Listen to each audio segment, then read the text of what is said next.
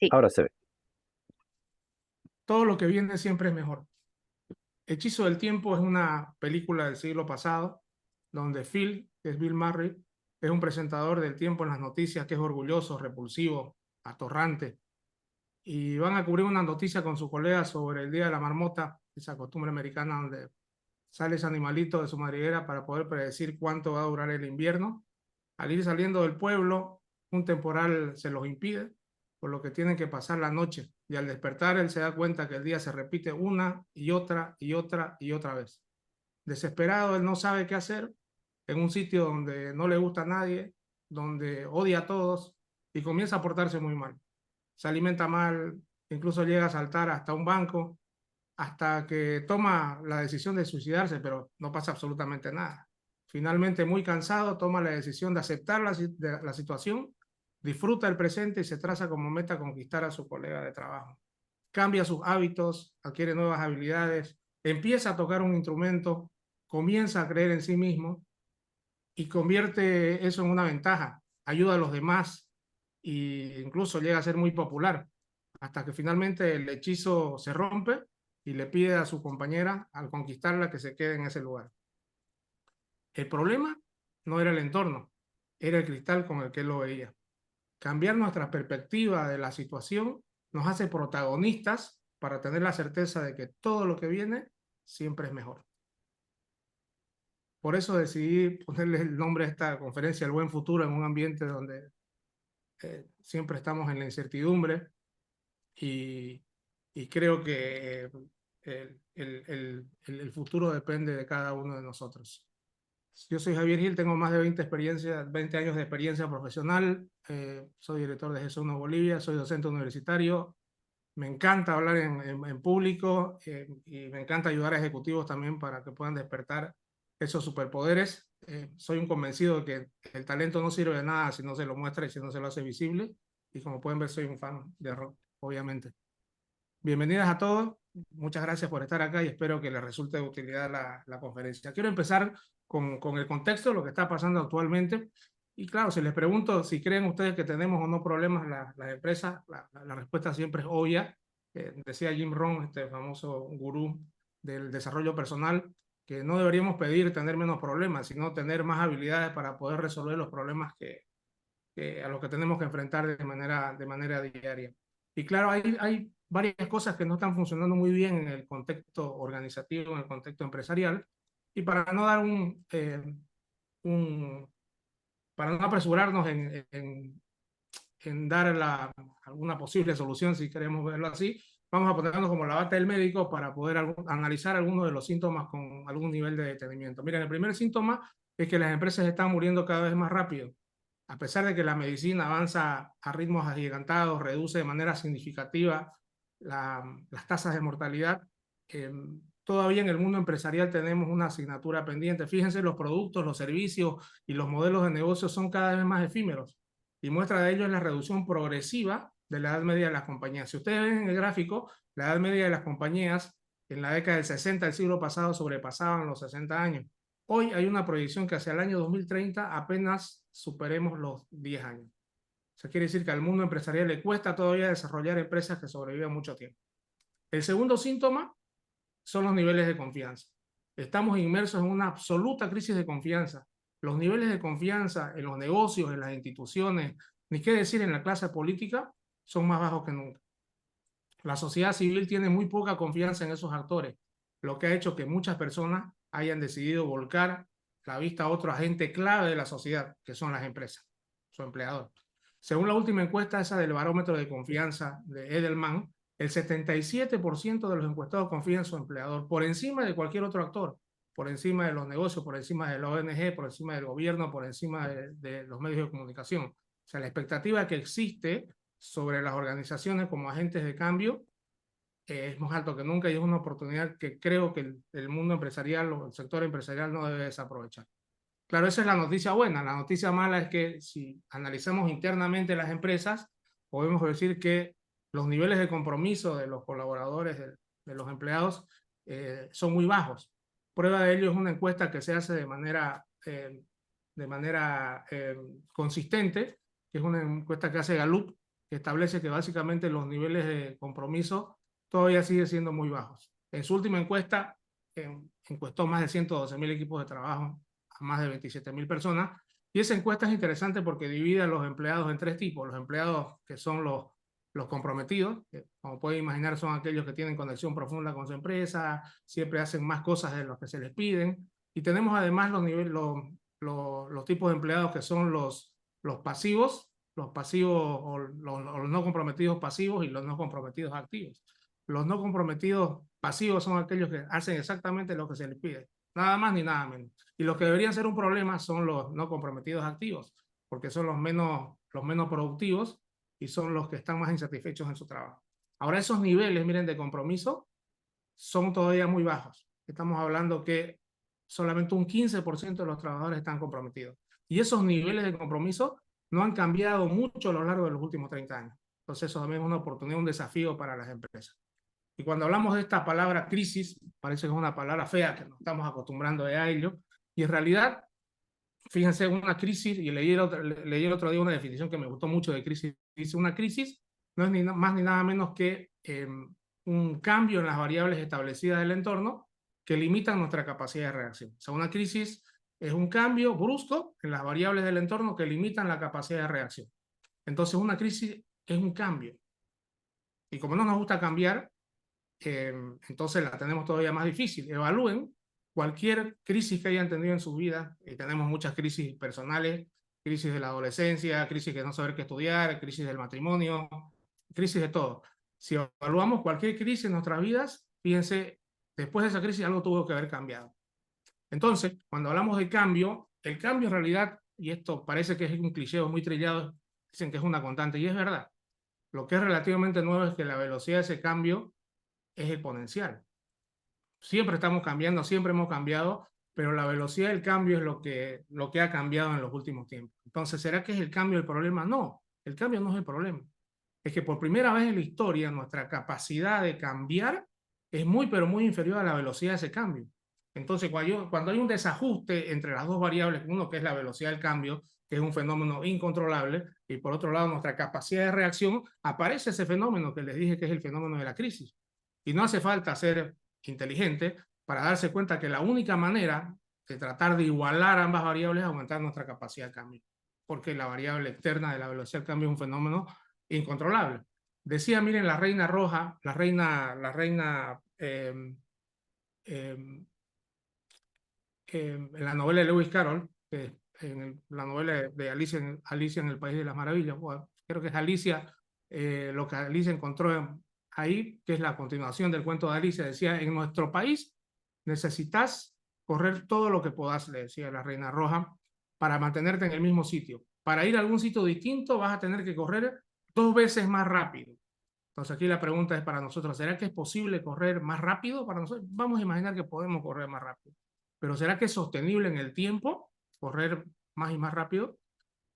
Y además, ¿será que es la manera más eficiente o más eficaz para poder aumentar nuestra capacidad de reacción ante estos fenómenos externos?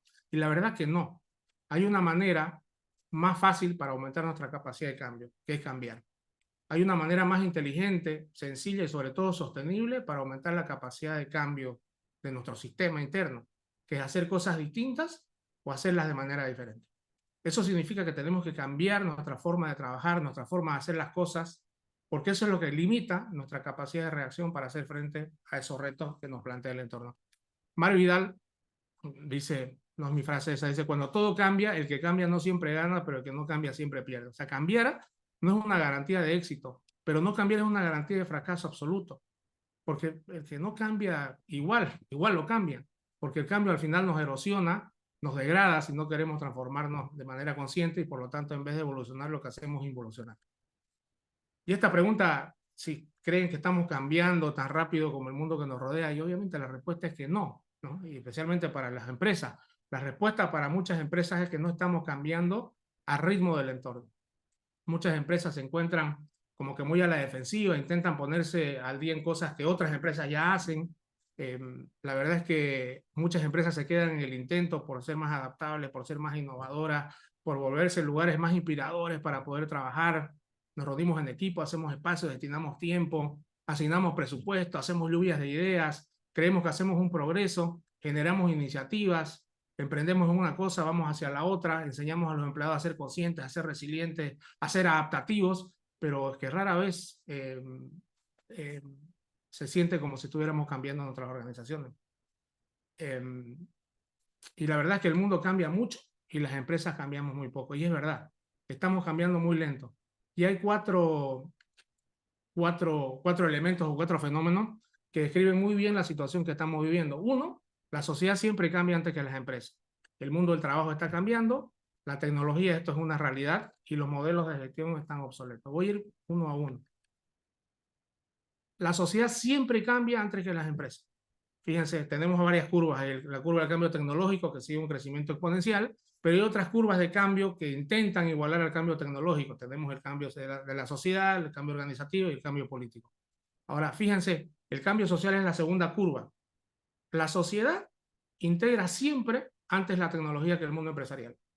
Y esto es lo que yo le llamo el túnel del tiempo. Vale decir, una sensación de viaje al pasado cuando pasamos de un entorno social a un entorno laboral.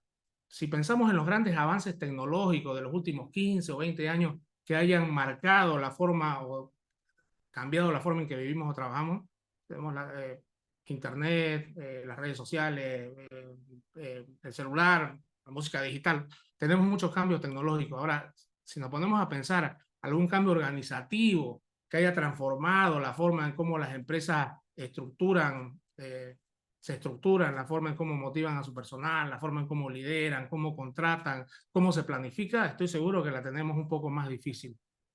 Hay personas que disponen de herramientas de trabajo, protocolos de relación muchísimo más avanzados en su vida personal que en las empresas. Y eso es cierto. El segundo elemento es que el mundo del trabajo está cambiando. Hay estudios del Foro Económico Mundial que establecen la cantidad de empleos que se van a perder a causa de la tecnología.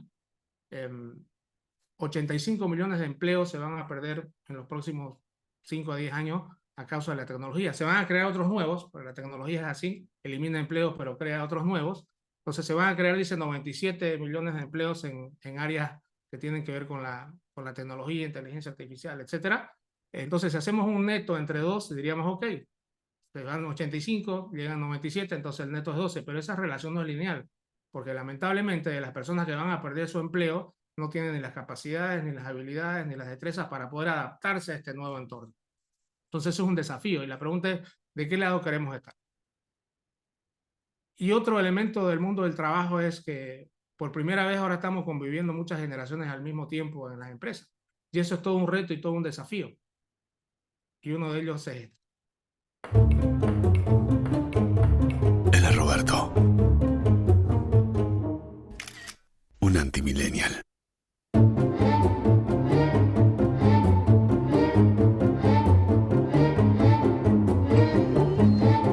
Se encuentra en un territorio desconocido, incómodo, paralizado,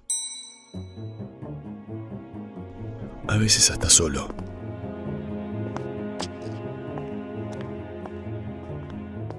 Para él, no hay home office.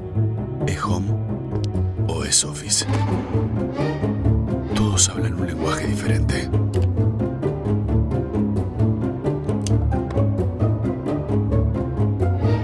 Tratan de ayudarlo.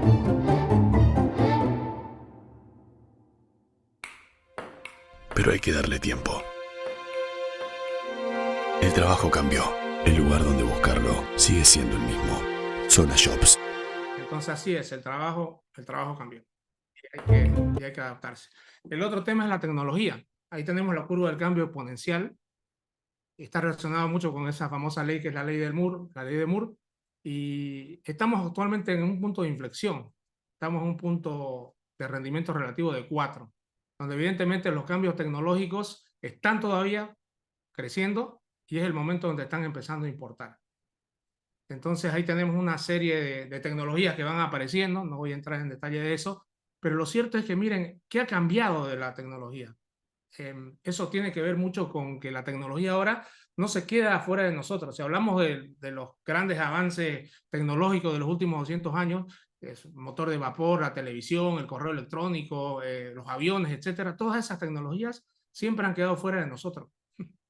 Y ahora no, la tecnología empieza a quedarse dentro de nosotros y empiezan a aparecer los dispositivos que se van integrando con el cuerpo humano, cuerpo humano, los famosos implantes, etcétera. Entonces eso es lo que ha cambiado. Dice que la tecnología o la humanidad va a cambiar más en los próximos 20 años que en los últimos 2000. Entonces la pregunta es, ¿dónde queremos estar con todos esos cambios? ¿Queremos estar surfeando la ola o queremos estar esperando plácidamente ahí en la orilla en la playa? Porque al final todo lo que se pueda digitalizar se va a digitalizar, es así. Y lo que no se puede hacer, o no, lo que no se pueda digitalizar va a tener un valor incalculable. El otro punto que me gustaría abordar es que los modelos de gestión están obsoletos. Aristóteles decía ya hace mucho tiempo, en el año 350 a.C., que las mujeres tenían menos dientes que los hombres. Hoy sabemos que eso es un disparate, pero el mundo lo aceptó por casi 2000 años, hasta que alguien tuvo una idea fantástica, que fue contar. A veces, miren, el método científico, donde formulamos una hipótesis y luego la tenemos que validar, está tan enraizada en nosotros mismos que nos cuesta a veces rebatir los supuestos, digamos, rebatir los conceptos de una supuesta autoridad. Y claro, si hablamos de la dirección de las organizaciones y preguntamos quién dirige nuestras organizaciones, alguien dirá la asamblea, el directorio, los gerentes, alguien más osado, todos nosotros, los clientes, los empleados, etcétera. Lo cierto es que los que dirigen las organizaciones son unos cuantos teóricos que ya se han muerto hace bastante tiempo, que inventaron las reglas y convenciones de la administración, entre comillas moderna. Y eso tiene mucha alusión con el tema del cerebro, ¿no? O sea, se dice que tenemos tres cerebros, uno ubicado evidentemente en la cabeza y dos cerebros más pequeños en dimensión que están ubicados, uno en el corazón y otro en el intestino, que son cerebros totalmente autónomos. Y eso tiene mucho que ver, les decía, con los convencionalismos, entre comillas, modernos, de esos teóricos de la administración, como Taylor, como Max Weber, como Fayol, como Peter Drucker, un poquito más moderno. Y fíjense que hemos heredado totalmente el modelo taylorista, ¿no? Un modelo que era orientado a que los empleados tenían que pasar desde trabajar en zonas agrícolas a empresas, había que diseñarles rutinas que sean sencillas, repetitivas. Entonces, el éxito estaba condicionado porque teníamos que tener un fundador visionario, un grupo de técnicos que maneje el modelo y una gran cantidad de trabajadores que sepan hacer caso. Y ese era el éxito de todo un modelo administrativo. Claro, y aparece luego la teoría moderna de Peter Drucker, donde nos enseña cómo se hace el presupuesto, cómo se distribuye el poder, cómo se premia a los empleados, cómo se motiva, etc. Y fíjense, esas reglas no han cambiado mucho en los últimos 200 años. Entonces hay que preguntarse si el entorno es igual de hace 200 años para seguir con esas mismas reglas y principios. Y yo estoy convencido que todas las personas en la empresa tienen un talento, absolutamente todas. Entonces, las personas, yo veo en las redes sociales, veo cómo las personas, empleados de empresas que no se los ve mucho, veo cómo se van de vacaciones, conocen lugares nuevos, vuelven a la universidad, asumen nuevos desafíos, van cambiando de pareja. O sea, las personas vamos cambiando y evolucionando permanentemente, pero en las empresas no sé por qué no. Estoy seguro que muchos de ustedes son creativos en poesía, trabajan sus fotos, rediseñan su jardín, tenemos múltiples talentos, pero es que a nuestras empresas les cuesta innovar. Las organizaciones somos menos capaces y adaptables que los humanos. Eso es medio raro, ¿no? Porque las empresas estamos conformados por personas. Decía Steve Jobs, no sé si lo decía, pero por lo menos en lo que uno busca dice que fue una frase inventada por él. Decía, no tiene sentido contratar personas inteligentes y después decirles lo que tienen que hacer. Nosotros contratamos personas inteligentes para que nos digan lo que tenemos que hacer. Que nos piden liderazgo, visión estratégica, orientación a resultados, habilidades interpersonales, pero cuando llegan a la empresa los tratamos como niños. Y es así. Y en una empresa nadie quiere parecer ignorante, incompetente, intrometido, negativo. Y es muy fácil. No queremos parecer ignorantes, no hagamos preguntas, no queremos ser incompetentes, no admitamos debilidad, no queremos ser intrometidos, no demos ideas, negativos, no critiquemos el status quo. Y es así. Es lo que llaman los psicólogos el manejo de las impresiones. Y claro, y hay veces que nos encontramos con la realidad, muchas reuniones de trabajo donde el gran gerente o el gran CEO plantea una idea, sí, todos están sonriendo, pero bueno, por dentro dice que no es una muy buena idea y todos están en desacuerdo, pero nadie habla nada. Hay un libro fantástico que se llama Humanocracia, de Gary Hamel, Y él habla que uno de los factores que más ha afectado la construcción de mejores organizaciones es la burocracia. Y él dice incluso en el libro que la burocracia es el invento más grande de los últimos 150 años, que no fue el motor, no fue la locomotora, no fueron los antibióticos, no fue la vacuna del COVID, nada. Todos son inventos maravillosos, pero ninguno hubiera hecho la diferencia si no hubiésemos sabido, orientar a la gente a hacer cosas a escala con replicabilidad perfecta. Y este tema de la burocracia, si uno lee los principios de la burocracia, carácter formal, jerarquía, impersonalidad de las relaciones, rutinas, especialización, eran buenos principios, creo, en el siglo pasado, pero no son buenos principios para orientar a una organización hacia el cambio. Alguien decía que la burocracia es el arte de convertir lo fácil en difícil por medio de lo inútil. Y nadie quiere trabajar en una empresa donde haya un vicepresidente del status quo, donde hay un director de la burocracia, un gerente que mata las ideas y un gerente en el bajo nivel que sea el que incentive las nuevas ideas, pero el puesto está vacante. Nadie quiere trabajar con personas así. O a alguien le gustaría trabajar con alguien así.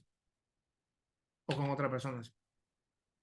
Dos libros que les recomiendo muchísimo para ver este tema del liderazgo visto de la perspectiva del antilíder. Uno se llama Infierno, líderes y organizaciones que matan, se llama, de Andrés Hatum, y otro se llama ¿Por qué tantos hombres incompetentes se convierten en líderes? Y cómo evitarlo. Fantásticos, los dos son escritores argentinos. Y al final, miren, lo que importa es tener una cultura de empoderamiento, donde los empleados sientan la libertad de poder tomar iniciativas. Ahora les voy a mostrar algunos ejemplos de qué es lo que pasa cuando tenemos una cultura empoderada. Algunos ejemplos que son algunos muy conocidos. El primero es este que es muy conocido, Ricardo Montaner, en la década del 80, trabajaba en una empresa Frito-Lay, sigue trabajando, y una línea de fabricación explotó y tenían que descartar muchos chitos, que son estos aperitivos de maíz. Entonces pidió permiso para llevárselos a su casa. Se los llevó a su casa y cuando los tenía en su casa se dio cuenta por qué lo iban a descartar, porque no tenían el polvo anaranjado, que es el que le da el sabor. Entonces, como buen mexicano, hizo una especie de invento, mezcló con el ají mexicano, el famoso chile, lo mezcló, lo compartió con sus amigos, con sus vecinos, y luego el siguiente día lo llevó al trabajo. Fue todo un éxito y es el producto más vendido por ahora. La historia número 2, y es vicepresidente comercial además. La historia número 2 tiene que ver con la salud.